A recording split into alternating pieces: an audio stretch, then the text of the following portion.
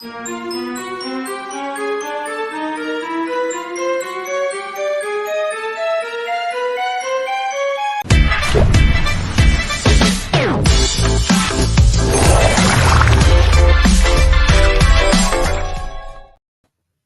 evening, folks, and welcome to Soaring Profits on Thursday night. Myself, your host, Patrick, and my co-host, James, and a very special guest, someone that we have been looking forward to having for a long time. We've received a lot of feedback on our promotional stuff in regards to Miss Sonita Reese. Sonita, thank you so much for joining us tonight. Say hi to everybody. Hello, hello. It's almost past my bedtime. I don't know about you, but I stayed awake for this because I'm so psyched. It's always past our bedtime, but we like staying up for great guests like you. That's Thank you. Well, Sonita, a little background about Miss Sonita, and then we'll jump right into this. She is the Chief Encouragement Officer. I love that. I think that is such a brilliant title. I love the way that that rolls, and we're going to dive a little bit deeper into why that's super important in today's macroeconomic process. What's going on in the world, what's going on in businesses, their organizational charts and their development. I think more and more people are going to be looking to individuals like yourself and your organization first by 5. So, Sanita, again, thank you so much for joining us tonight. Thrilled to have you. And I know that sometimes we, make sure that everyone knows that they're loved here, but you are somebody that a lot of people in the LinkedIn community have reached out to us and are super excited to have. You've been a guest that we've been excited to look forward to interviewing because of what you bring. Why don't you tell us a little bit about what First by 5 is and how does one become the chief, I want to nail it, Chief Encouragement Officer? All right. So First by 5 helps to revive visionary leaders who are struggling to continue to pursue their dreams and build their teams. What I do as Chief Encouragement Officer is to help them breathe life into their leadership, build those productive teams, and gain more time to work and be at their best. So how does one become a Chief Encouragement Officer? Well, by struggling to find fulfillment in an 18-year corporate and consulting career, hitting burnout a few times pretty hard, and stumbling into entrepreneurship as a result. But I would be remiss if I didn't say it also came as a result of owning one of my gifts to use it for others. And that's the gift of encouragement, hence the title. Absolutely. And it's something that we chatted very briefly about prior to going on here, is that the way that businesses are struggling with creating and retaining talent in this post, COVID, the last 3 years that we've had here, a lot of people are looking at their quality of life instead of just the dollar bills, the number of zeros on the end of their bank account at the end of the day. So an organization reaches out to you, says, hey, listen, we're trying to improve our quality. What does that look like for you? What are the processes that you take some of these organizations through? Or are you dealing with just the C-suite individuals themselves and working on focusing them in a way to retain talent and grow their influence? Yeah, excellent question. So I come at it from a 3-layer perspective, right? There's leading yourself, there's leading your team, and then there's leading your business. And so to answer your question about how do you improve quality of life? So if I'm working with, let's say, individuals or a group, we really tap into how do we beat burnout? And it's a multi-layered question, right? I am not a psychiatrist. I'm not a doctor. But as somebody who's been through it a few times and didn't really understand what happened until way past the point at which you dealt with it, I have found certain things to work in business and life to help prevent it. So just a short summary would be, we go through what's called my ALIVE framework, which hits at aligning purpose, living out values, verifying boundaries. Wait a second. Can I spell ALIVE? Align purpose, live values, identify your boundaries, verify your seasons, and we have multiple, and then embracing rest. You can do that at the individual level, but you can also do that at a team level. So I'll just leave you with a thought in this regard. When you're aligned on purpose, and for example, you've got your goals clear with your team, that not only increases energy. Clarity is the enemy of confusion. And when you have confusion, you waste time because you don't quite know what decisions to take or what actions to make. So when you are not wasting as much time because of clarity, as a business, you're saving money. And not only that, as an individual, you feel more passionate and more purposeful about what you're doing. So I'm just giving you a taste for how, if with that 3-layered approach, you can be alive at the individual level to work in a way where you're not feeling so pulled apart because this is work and this is life. No, you're integrated, but at the team level, that you can also utilize these same principles to harness the energy and the impact of the team. That's amazing. There's so many target rich stuff in that about life and about work. I love it. Like right now, Soaring Profits is going through a kind of a rebrand. So Pat and I are like, and some others are discussing what's our mission. What are we trying to get to? So we're all clear because Pat and I don't always see the same vision. But if we can get our vision on the same line, which we have been as of recent, we've been moving faster because we both know what our jobs are. We both know which direction we're going. We both know what the marching order is. I'm not stepping on his toes because I know what he's supposed to do. He's not stepping on my toes because I know what I want to do. But so I work with a counselor, and I'm very open with that. I saw her this evening, actually. And a lot of that was boundaries. We talked a lot about boundaries. So identifying boundaries is very into what I'm working on right now, because part of my burnout comes from I spend a lot of time trying to save the world.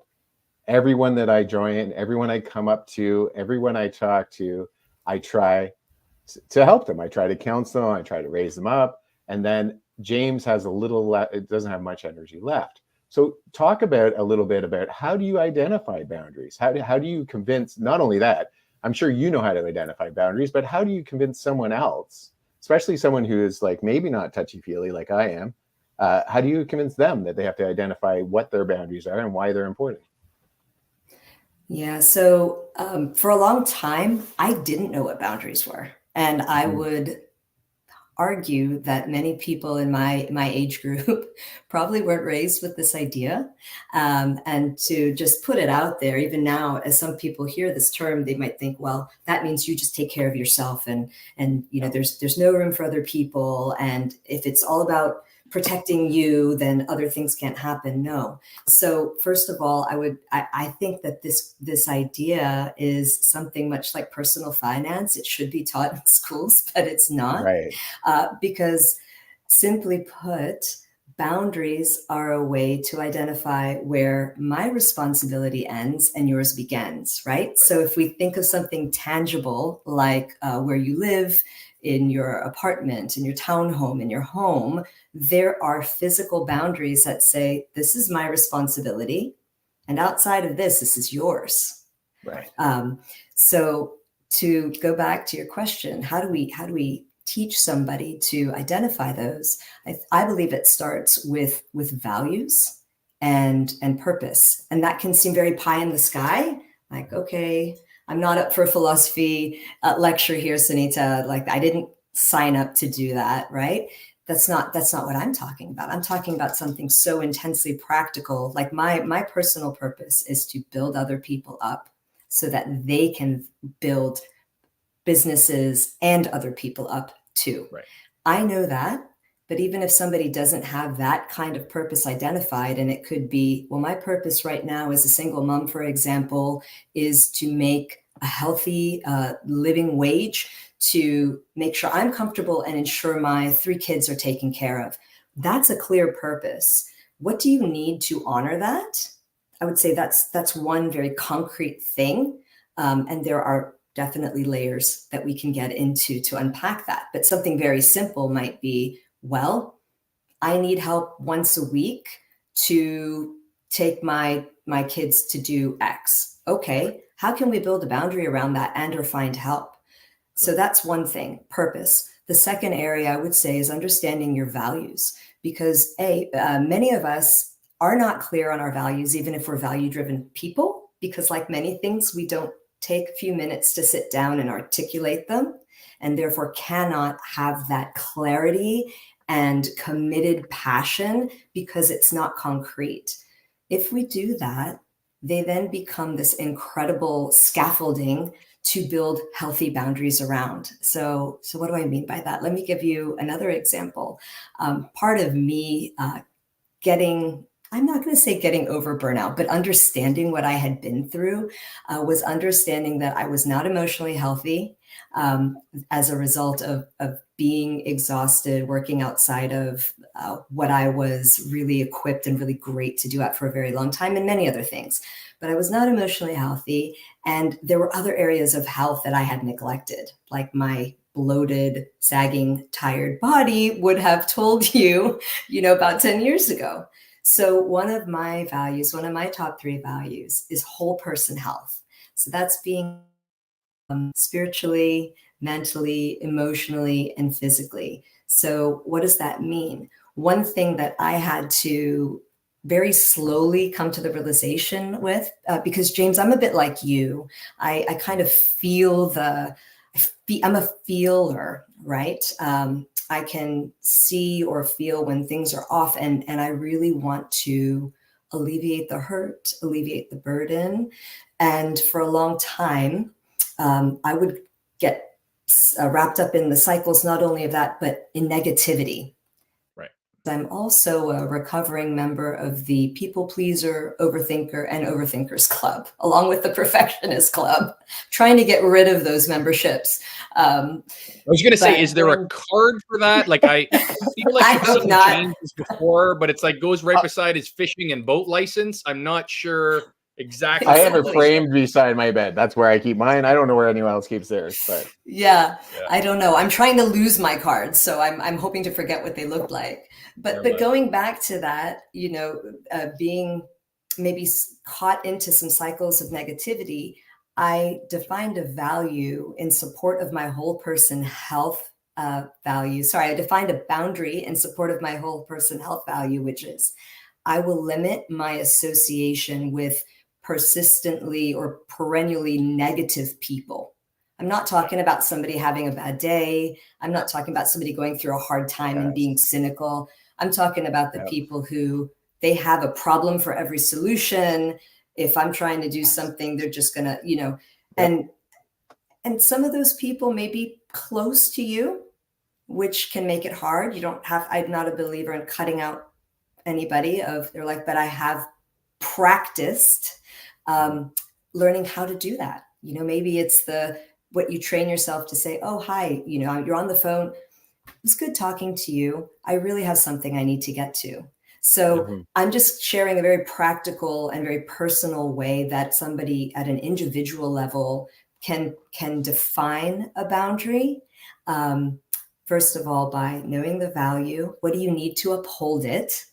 And then starting to practice it, which may involve communicating it as well. So I'm going to pause there because I feel like you've got some goodness you want to add there. Well, I know I know for myself in that situation is that I've had people where, again, myself, I tend to think that I set very formidable boundaries. I don't let too many people in. James is always on me, riding me, going like, you are a bit cold, maybe, Mr. Ahern, at some times, right? So my boundaries revolve, like my big pivot point around that is my daughter. Like my child, my daughter, she is the one thing that there is no negotiation around. That is my thing. Now, when it comes to business, as she's getting older, I'm trying to figure out ways how to include her in some of the things. My daughter's 14 years old.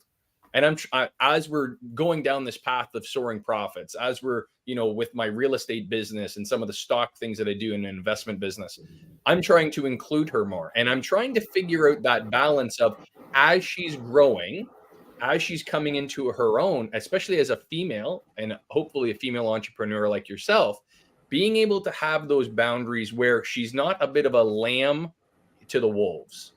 Like, I feel that there's, in situations that I've seen myself, that there is a difference between the men in their boundaries and sometimes women in their boundaries, and the backlash that is received. The Yes. strong, adamant boundaries of a female are often viewed in a different light, whereas a guy, he's in there and he's a hustler, he's getting things done.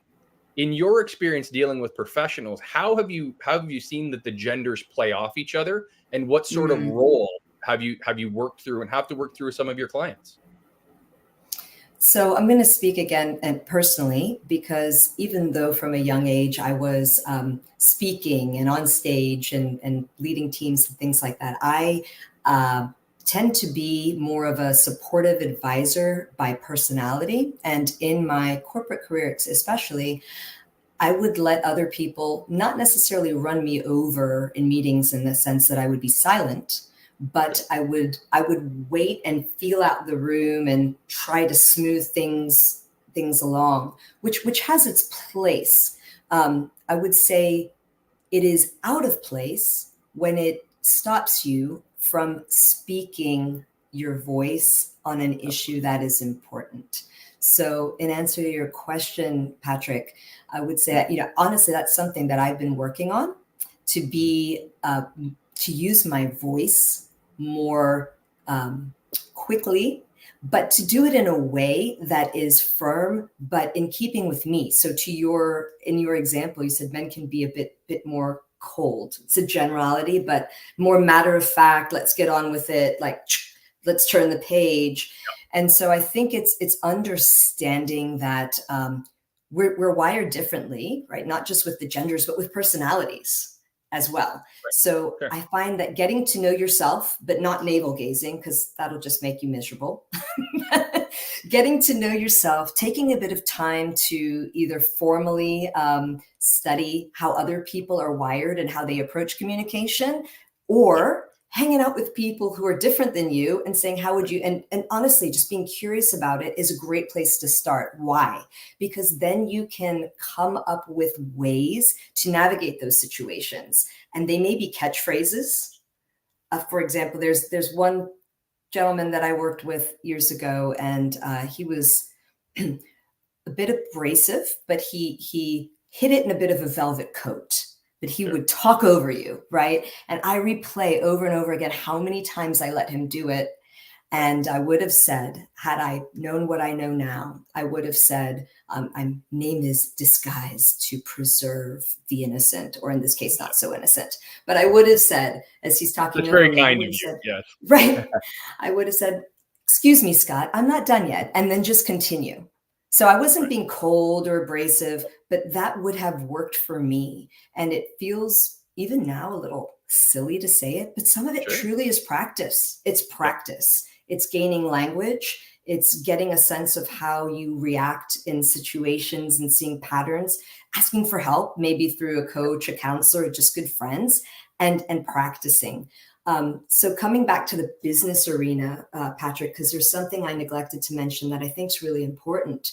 We're talking about individual boundaries, but businesses and leaders have an incredible opportunity to help set corporate boundaries in two areas. And this excites me because I've seen it play out with such benefit for many. And those two areas are, again, in values. When they're not just something that's been laminated and thrown on that provalwall, right? The HR wall, yeah. Or customer service. We value our customers. Exactly. Nobody says we hate our customers. No one actually reads them either. Well, here's the beautiful thing. There are companies that say what they mean and mean what they say in terms of values. And the ones, sorry, I just saw Mark Reed's comment. Well, the so best part about it is that we just got off filming my financial fitness about 25 minutes ago. So it's all bluster anyways. I know that guy's sitting over there in Japan having a coffee with us this morning and loving every minute of it. So I'm going to say I'm calling a bit of BS, Mark Reed, because you engaged. So that's engagement is one step toward working with, and you just engaged with the Canadians. So Nailed it. I like it. He's a little bit sore because Soaring Profits, the actual main show, the show that's our bread and butter that we love, and that is the important show. He hasn't been able to get on because we keep on running out of time. Like right now, he's sitting in the green room waiting, and we're hoping to have some time for him, but like right now we don't. So, but getting back to what you're saying in the corporate world, setting boundaries, you start with values.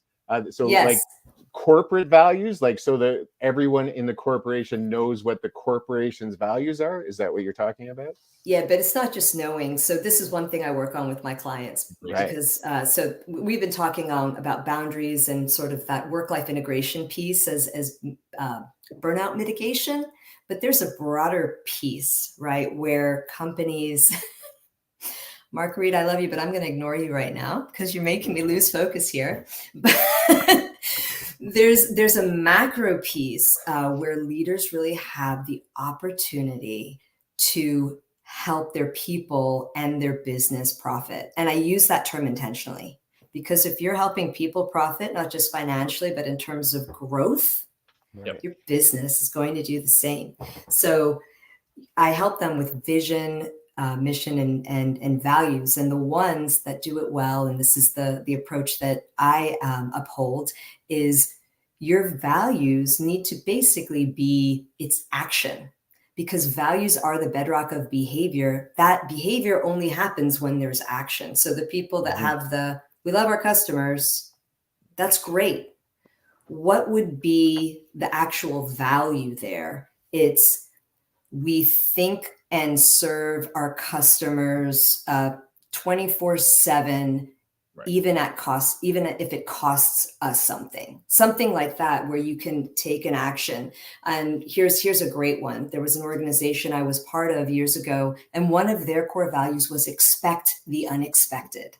So what does that look like? Right. So it speaks to adaptability. You're probably hiring people who are adaptable because values help you hire, but it also sets a tone for, hey, this is how we and this group behave. And the reason I say that can help with boundaries is because that helps to create a macro set of expectations that can be, if you will, like the arena that we're playing. Bringing it in a little further, the other way that corporations, there's my past life, but businesses, and maybe these small and medium-sized businesses, I serve one day will be a corporation. But the other area they can really help is with structures. So I call them success structure, but processes and systems, I'll give you a practical example. One of the major challenges people have doing their work, whether they're in a hybrid, remote, or office role, is distraction, right? We live in this 24/7. We are always accessible, and we have technology that can get us anytime, and it comes with a tax. In fact, distraction costs, 23 minutes every time somebody has to task switch. And so a boundary that some companies have set to wonderful effect is by saying they've got focus hours or quiet hours. Maybe not every day, it might be once a week, but it's, no meeting Mondays, or we are always on Wi-Fi off Wednesdays from 12 to 2. So that's a teeny example, but there are structures and methods of behaving that when leaders are intentional about it and will practice and uphold them, can not only set that tone, but can be a form of macro boundaries that people can operate within. So that's the stuff I get excited about. How have boundaries pivoted in regards to like the work environment after kind of the Zoom culture that we've established? Like for us doing what we're doing right now, this technology is rolled off of, the meetings that we developed during COVID, right? And we have platforms like this. But how has that etiquette, maybe is the proper way of doing it. But if you're constantly on in a work environment with Zoom all day long, and you're working within the confines of that, how is that pivoting away from the water cooler conversation and establishing that, Kenny might be a little crazy, but I got to work with Kenny, and how does that work, right? What sort of new norms are you seeing from what you're working with? So I would say it's actually a little bit of back to the future from what I'm seeing. And here's why. long before hybrid work, virtual work was a thing, and we coined this phrase Zoom fatigue that so many of us experienced, particularly in 2020 and 2021, there were individuals and people who were working remotely, and I was one of them. I was doing a bit of math earlier in preparation for my conversation with you all, and I was like, how long have I been working, in a hybrid or virtual work environment? And it's been over 20 years, or at Wow. least about 20 years. So the reason I say that is I don't have, I'm not sure what the gurus are saying now, but I will say this. In some respects, the fact that we were forced into this Zoom heavy environment, it yielded up a few things that we know. And when you know something and you can intentionally take action about it, your chances of success are way better than when you don't know. And those handful of things are this. One, Zoom fatigue. We get worn out when we have to be connected all the time, especially with technology. And so understanding that you need a separation. And I think, many people who worked from home reported feeling more burnout and more stress during 2020 and 2021 because they said it was always there and they couldn't get away from it, partially exacerbated by the I'll call them the spongy norms of the companies they were working with. So they didn't really Sure. set some of those, okay, everybody turns their camera off, or everybody silences notifications for 2 hours a day or what have you. So that's one. We know this. We know we get worn out by technology and the constant ping.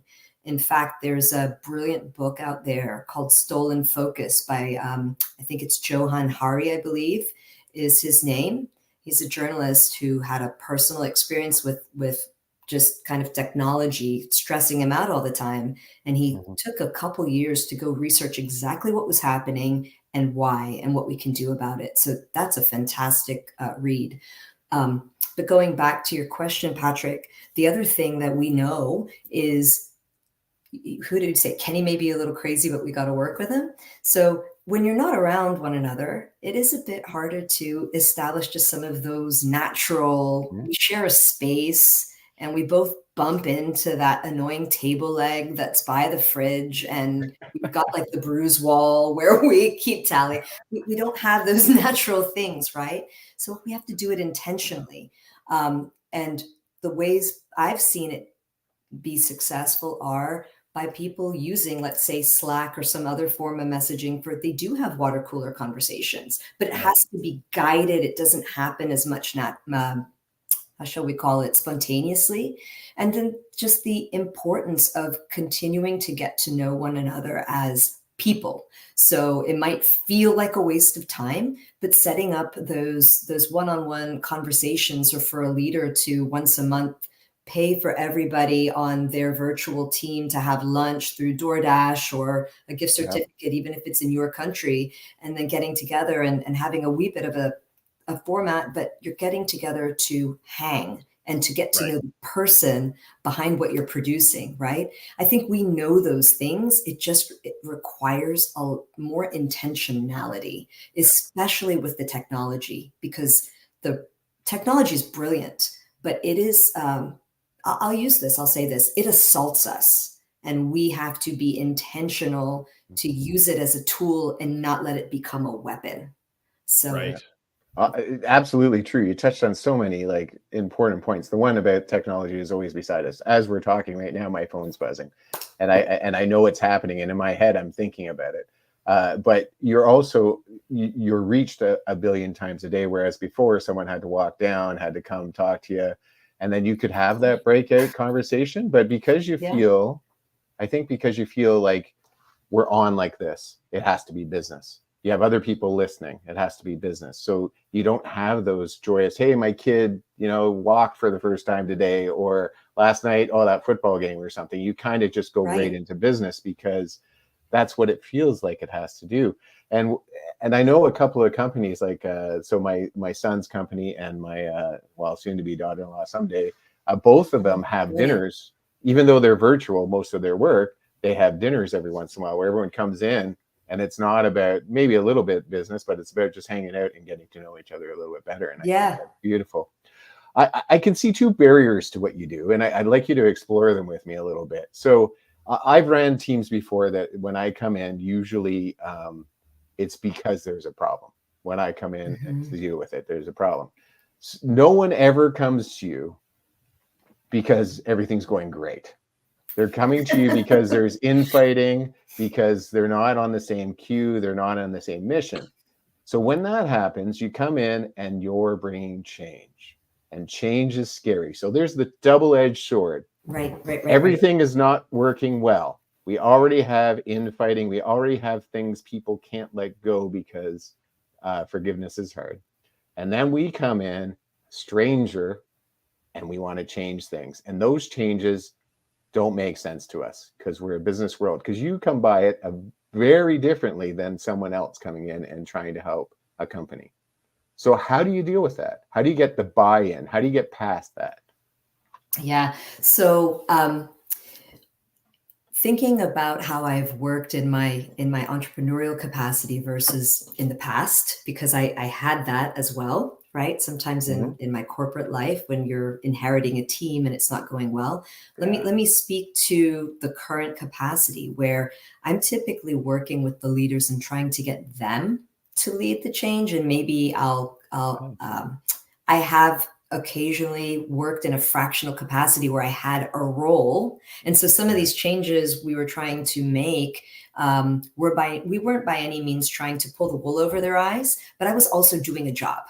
Right. So it's kind of, you're in it with them while also helping them level up.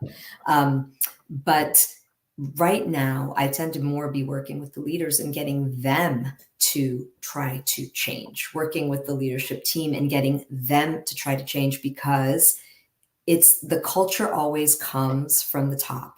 More is caught than taught. If they aren't, even if it's like, I'm not great at this, I need help, and they say that, but if they've never said that before out loud, that's a start. So let me address two things. So the short thing is, one, I tend to work with the leaders and the leadership team, right? To get them to deal with the team issues. But here are a couple things, recurring themes that I see that are contributing factors, and in some case causal factors to what you described, James. And one is three things that I see. One, lack of clarity around where you're going and what you're doing.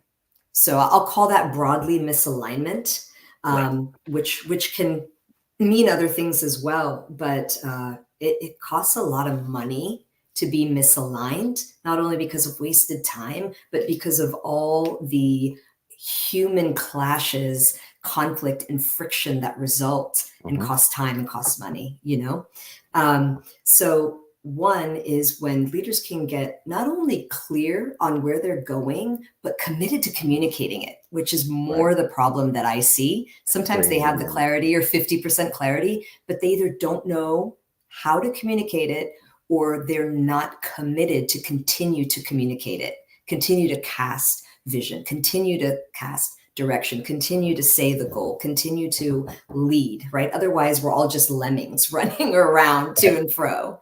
So that's one area that's a major contributing factor, lack of clarity and communication around direction. Second contributing factor is trust. Normally there's a trust issue. And like I said, I'm not a counselor, like I'm not that kind of person, but one way I work with them is to help them see, hey, this is a trust issue. And where is that coming from, right? Do you think that individuals sometimes have trouble reaching out and telling people that what they appreciate in that other person? Like being 100%. Able to kind of segue into, I value what you're doing in organizational structures, because a lot of times that's tied to salary, that's tied to my responsibility, that's tied to that. So you have that hindrance almost. You do. And trust, is basically a function of two things. It's my confidence in your character and competence. So am I confident that you're going to do what you say you're going to do? Do I believe you? Am I convinced that you're not going to use me for your ends? That's character. My confidence in your competence is, Do you have the skills and ability to do what you say? We've probably all had experiences where you're sitting there and you see recurring issue. You're the recipient of recurring issues because somebody incompetent keeps being promoted for whatever reason. They're related to somebody at the top. They're too dangerous to let go because they know too much, but they're too, so that's competence. Failing upwards. Yeah, exactly. Yeah. It's true. It's true. Yeah. And so I think, I don't want to lose what you said, Patrick, because it's really important. And I think it's, I'm going to make a generalization, but I think it's, I want to come back to that, but helping people see, when I mentioned those 3 things contributing to the team issues that you identified, James, this lack of trust or fraying trust. Sometimes it's not lack, it's just slowly tearing apart. It's a function of either a lack of trust in a character and or competence. And if you can pinpoint what those are, you can start to work on it. And especially with the leader, just even to be able to acknowledge that, how do we build trust? We build trust by following through on things. We build trust by being vulnerable and sharing as leaders that, hey, I don't have it all figured out, but I'm committed to taking responsibility for whatever it is we decide.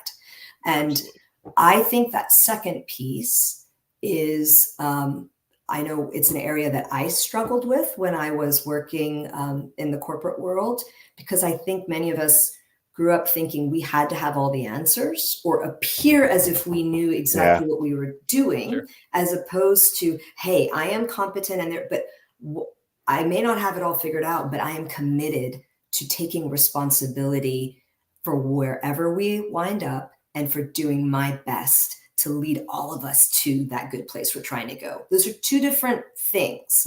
And I think that default sense of, no, I have to be buttoned up, or I have to show that I have it all figured out, is one reason why people may have struggled with being able to share what they value about somebody and why, because they weren't 100%. I wasn't. Right? Secure in what they thought they were supposed to be as leaders. And B, that felt too, it didn't feel relevant. It didn't feel pertinent, right? It wasn't about production. And I think fundamentally, there has been a bit of a lack of recognition that people want to do great work by and large. In general, nobody wakes up and says, hey, I'm signing up. I really want to be mediocre today, or I want to be a failure. No, but we have treated people that way, and or it's you're an input to an output, as opposed to you're a human being with a beating heart. Yes, you have feelings, but you have a brain. You can do something that AI can't do, which is make this whole deal better. Absolutely. Well, I think it's Sonita, so you've talked about competence. You've talked about some of the appreciation aspects here. And I want to take a minute to kind of shout out a few people that have really helped us and that I can vouch for in the competence factor. Play it. Soaring Profits would like to say some thank yous to some great people. Sia from Brilliant Beam Media, a company to aid you with your existing podcast or to help you create something brand new. Mike Asherbrainer, leader of the Hounds of Business, bringing together people and teaching them how to use LinkedIn to grow their businesses. Lisa Browning, publisher, writer, storyteller of other people's shared stories. If you're looking to tell your story, scan the code. Michelle from Be Daring, working to spread mental health awareness and end the stigma. Walking Tall, an organization all about us gathering together and not being afraid to share our stories and to continue to walk tall. Tracy Lamb from Caregiving Worldwide Network, a wonderful network promoting and assisting family caregivers taking care of their loved ones inside their homes. Mike from Purple Tongue Hot Sauce, if you have wings, he has a sauce for that. Scan this code and say that Soaring Profits sent you.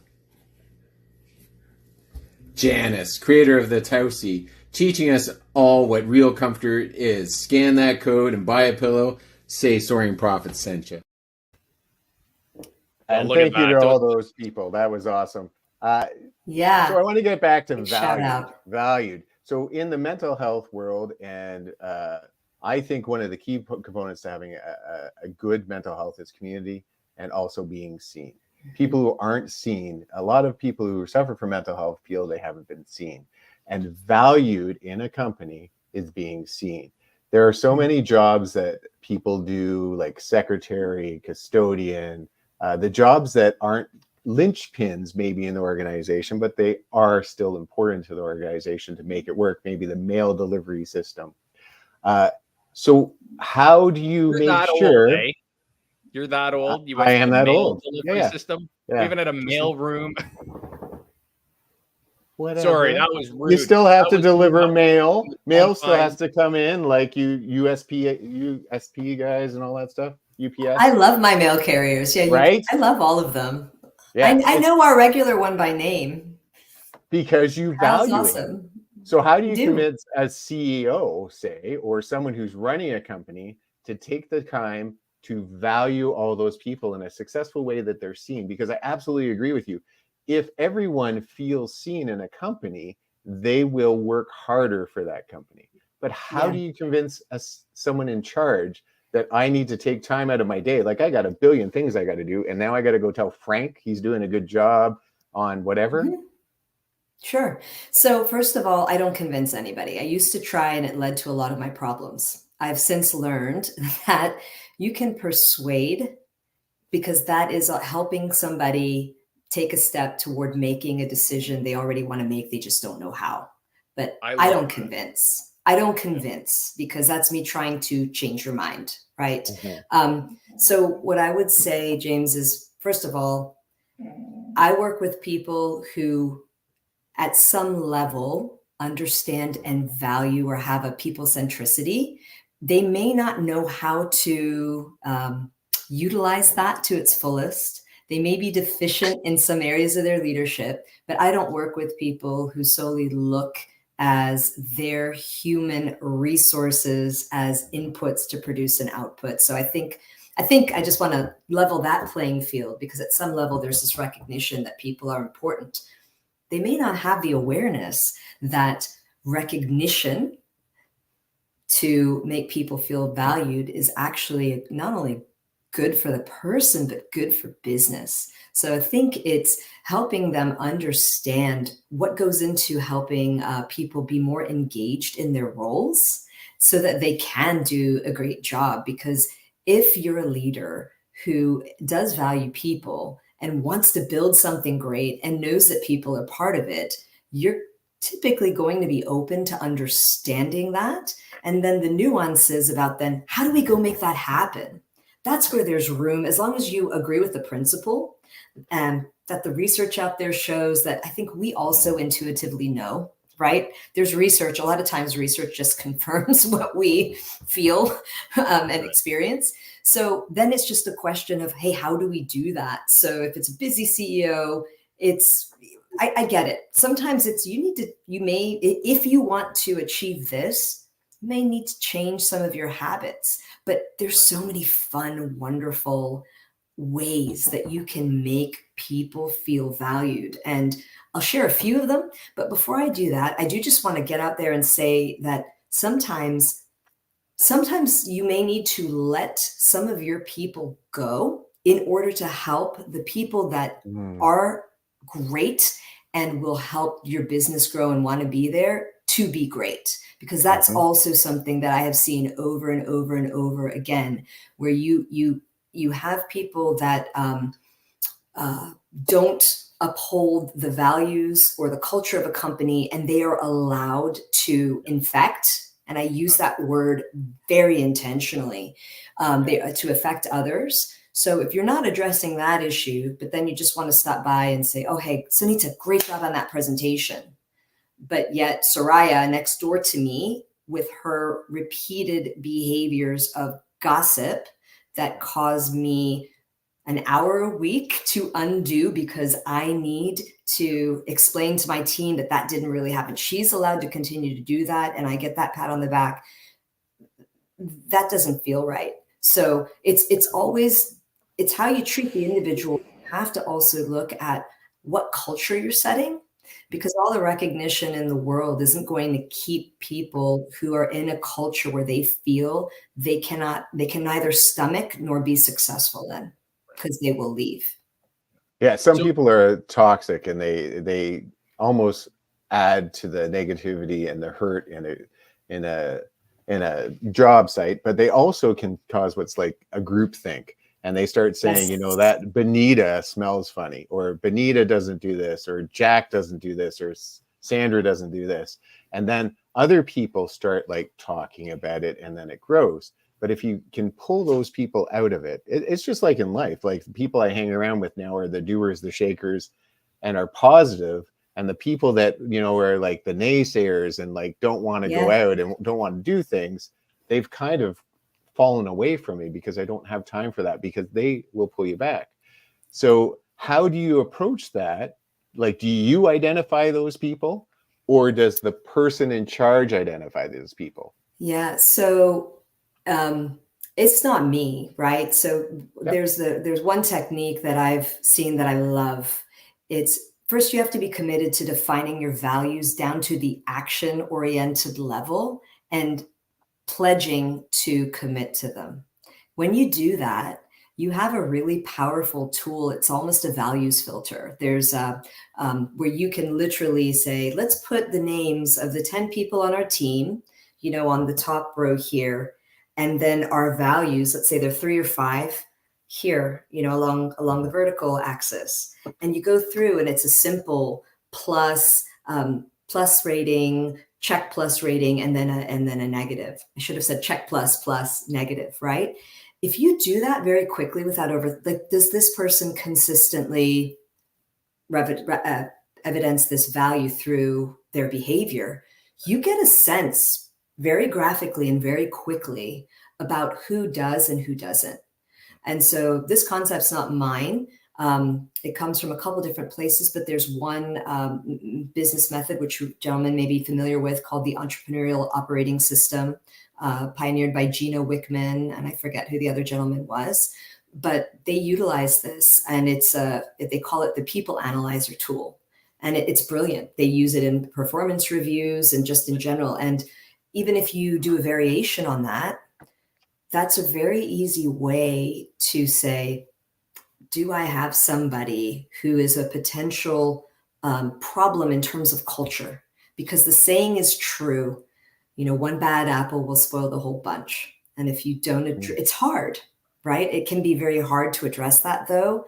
And I want to make one point. Earlier, we were talking about 3 of the common causes creating let's say, a crumbling team morale or problems with a team. And I mentioned 2: lack of clarity and communication around vision.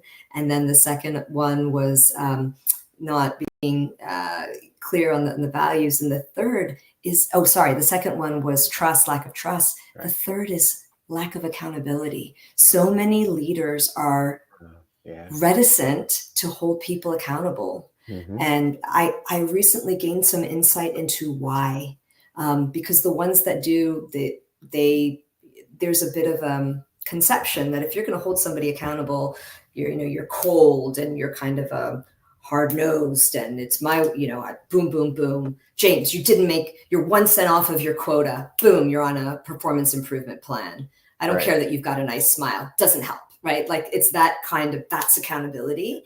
Yeah. And that's not true. That's only partially true. Holding people accountable for what they have agreed to do, assuming you have had that discussion and they have in fact agreed to do that, is a beautiful thing for them and you, because it sets you both up for success. And that one reason I think leaders don't do that is they don't want to be the bad guy. Right. And they think that the only way to do that is to be the bad guy, when in fact that's an opportunity to change your mind. And that is an area that I see I might be doing a lot of work in the future to help people change their mindset around that, to say accountability is critical because otherwise everything falls apart. And Right. you, in fact, start to lie to yourself because you're never following through on the things that you have committed to. So what if we approach it with, it's not hard-nosed accountability, but it's empathetic accountability. Right. Yeah. You hold somebody responsible, but you do your best to help them get there and are clear in your early agreements so that if the path looks rocky, you both know that it's not going to potentially work out. Easier said than done, but I have noticed that's a very subtle, but I think a pretty deep mindset shift that would benefit a lot of leaders and help them hold Do people you think accountable. that, and again, I talk about young entrepreneurs a lot in this because I was 17 years old and I started my first business. Wow. I remember there was a lot of days where it was a fake it till you make it type situation. Oh, yeah, for And sure. that competence that you're trying to drive at 17, 18 years old, I knew nothing about nothing. I was just really excited to be in the room and doing the things that I was doing at the time.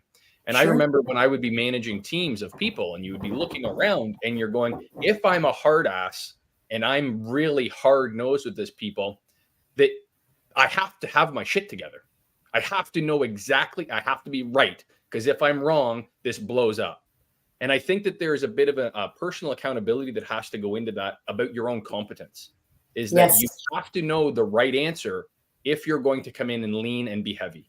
And I think in our society where we have a lot of and I am a strong proponent of this, the Wright brothers didn't fly the Boeing, right? They had to start somewhere. Yeah. That fake it till you make it competence is huge. You have to Right. do that. But I think in structures and organizations, we're often a little bit tentative to be that hard nose when we know what needs to get done. But we're sometimes pulling back on the reins because, hey, I may be new to this organization. Maybe I'm trying to do something that maybe is a little out over my skis in this initial time frame. What would you suggest to especially young entrepreneurs in regards to tackling maybe that fake it till you make it, or that, applying some more personal confidence into what they're doing? So you said a few things that I want to respond to in terms of the personal confidence. I mean, confidence comes through reps, and confidence also comes when you keep promises to yourself, right? That's something a mentor made me actually recently see, because as he said, you are the only person who knows every lie you've ever told. Right. And that lie can be as simple as, I'm going to the gym today because I'm about to start my new fitness routine. And the alarm goes off at 5:30 and you say, I really want to go, but man, this pillow is so comfortable. I'm not going. So when you don't go, hey, that's okay. There's grace for that, but you just lied to yourself. Right. Mhm. So one thing I have found to be true, and I say this is a fantastic way to start building up confidence. Whatever you say, do it. And if you can't, be honest, but don't let it go. Start with yourself. Start with yourself. So it's incredible how that will build up your confidence and also not have you feel like you need to fake it. And Patrick, I understand what you're saying. I can relate to maybe let's say you're placed in a position. If you're an entrepreneur, you're probably choosing that position. But let's say you're placed in a position that really is sort of beyond your years in every respect, right? Experience, knowledge, what have you. And so I think fake it, false bravado is no good, because again, if you're fake, there's a difference between practicing and faking it. So it's, hey, I'm going to do my best and I'm going to own it. I think the mentality that I would say, in addition to keep your promises first and foremost to yourself, and then to anybody else you say something to, even if it's, let's say, to your partner, I'm going to take out the garbage, do it. Every time you do it, it's an input to your confidence. The second thing is own it. Own your role. And if it's too big, be smart and figure out a way to help it. But I think if you can adopt that mentality of keeping promises and owning whatever it is that you're trying to do, that's a better approach than faking it. So I'm curious That's having good. No, to get your perspective on I that. agree 100%. And I think, in looking at organizations that I know personally, and there's a lot of people that are the small business solopreneurs that are in the hounds as well within this community. Yeah. But I think there's a lot of people that can take a lot of really deep advice from that, is that you're not over your skis until you are, right? When you're in a situation and we're putting those projections together and we think that this is the strategy that we can go down here, is that you're not over your skis until you get there. So why don't we end up setting a really a strong foundational base, putting people in positions where they can thrive and be super successful, so that the organization has that fundamental runway to get going. You have We're about that hour realm here now. Sanita, you have absolutely been everything that you have been billed as. It Oh, has been a pleasure to have you here tonight. We see why the LinkedIn community loves what you're doing. And as the CEO that you are, the chief, what did we say? Exuberance? What was it? Encouragement. Encouragement. I'm encouragement. sorry, the other E. The, The other E. the chief operator. You're building something that is so fundamental to all these organizations. I'm going to ask you one more question, and then we'll slowly start to wrap up here. In such a metrics-driven environment in business, when people come to you and they say, listen, how do we put a value proposition to what you're providing me and my organizational structure, me and my personal life? What are some metrics that you're using to be able to create your value add for these individuals? Yeah, that's so key, right? So one is do you want to decrease your cost of retention and recruiting, right? That's huge. Massive. Every time somebody leaves, one estimate is that it costs between at least 6 to 9 months of their annual salary to replace them. So that's hundreds of thousands of dollars, especially if you have a lot of turnover.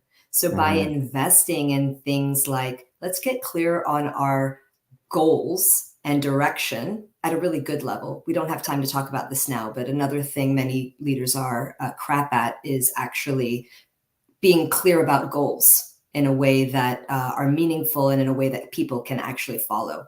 So be clear about goals. If you invest in that, if you're investing in building up all these things that lead to a healthy culture, like values, and making them actually operationalizing them in culture, if you're investing in recognition and you're hiring the right people, which again, oh, by the way, you can get as a result of being clear on goals and values and being smart around organizational design. So that's one thing I would say is you want to decrease your cost of retention and acquisition. Yep.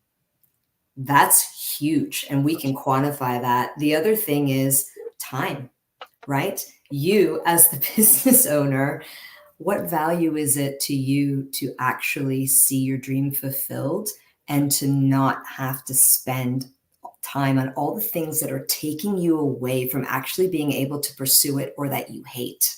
If you quantify your time, let's say you're paying yourself, we should be, right? And if you're not, what do you see yourself making? Absolutely. Take that and just estimate an hourly wage if you work 40 hours a week.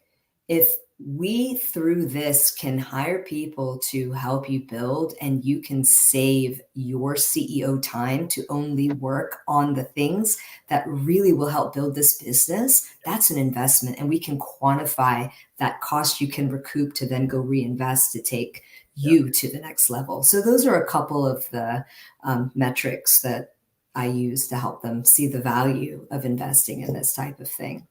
I think it's great. The on, not in facet. When you're working on your business, you're making those macro decisions that are able to be driven by the team that you've encouraged and developed. And instead of working in it and solving all the little problems yourself, building that team around you.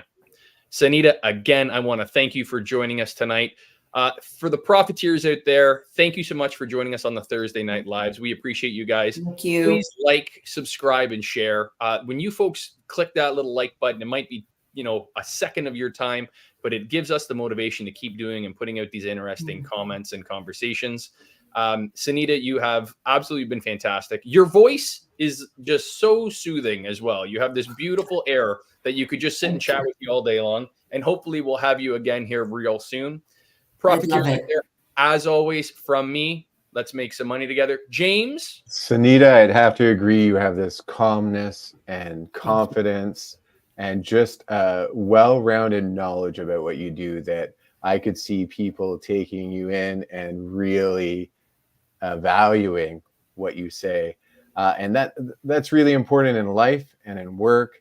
If you feel valued, feel seen, and if you feel seen, then you are more able to get through life in a day, and you're excited to go to work. If you wake up and you're like, hey, I'm going to be seen and I'm going to be valued today, you're going to rush to work and you're going to work hard. And you touched on so many key points. I wish we had all kinds of time. I love to talk about goal setting with you and stuff like that, but I do appreciate you coming on. I know that you add value to any business you touch. And if anyone has a business out there, hopefully you get to her before you're struggling, because that's the best time to do it. But if you're struggling, reach out to her and she'll be able to help you out. A lot of great things coming up in the Soaring Profits world. As you know, we have the Thrive for 5 race coming up to raise money for mental health.